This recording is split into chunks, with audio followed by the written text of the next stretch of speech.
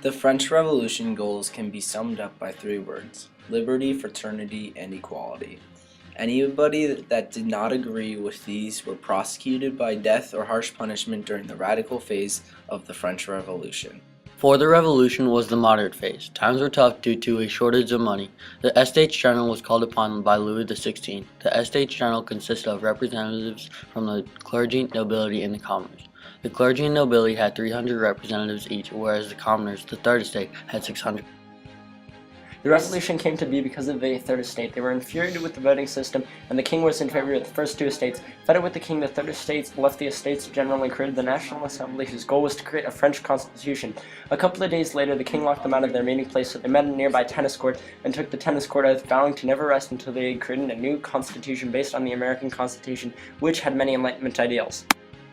While the newly formed National Assembly was in hot water with the king, some peasants rioted against the government, taking down a prison which stored arms called the Battle of Bastille. This distracted the king, causing his attention to be drawn in other directions, saving the National Assembly from trouble. The National Assembly formed the Legislative Assembly. When they assembled, the left side consisted of the radical liberals, the right side was conservative politicians, and the middle consisted of moderate politicians. A rebellious group of peasants called the Paris Commune joined with the left-wing radical politicians who took over Paris and the rest of the Legislative Assembly to create the National Convention. This was the start of the radical phase.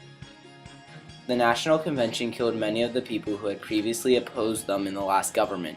They created a group called the Committee of Public Safety, led by Maximilien Robespierre and 11 others. These 12 people were each assigned land to keep the Enlightenment ideas of liberty, equality, and fraternity. Each person was given full power to punish anybody with their respective land who was against the Revolutionary War.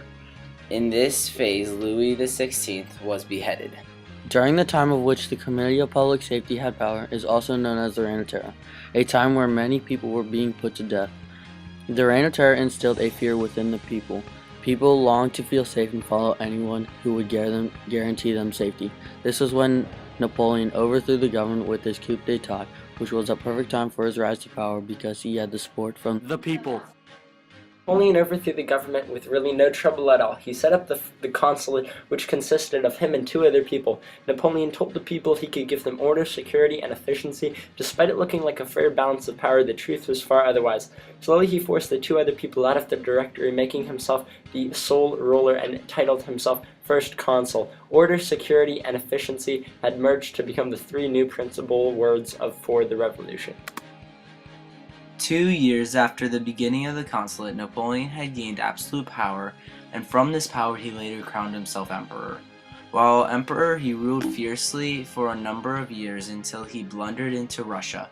Although his reign would end, the thought of Napoleon and his Napoleonic Code would live on the basis of order, security, and efficiency.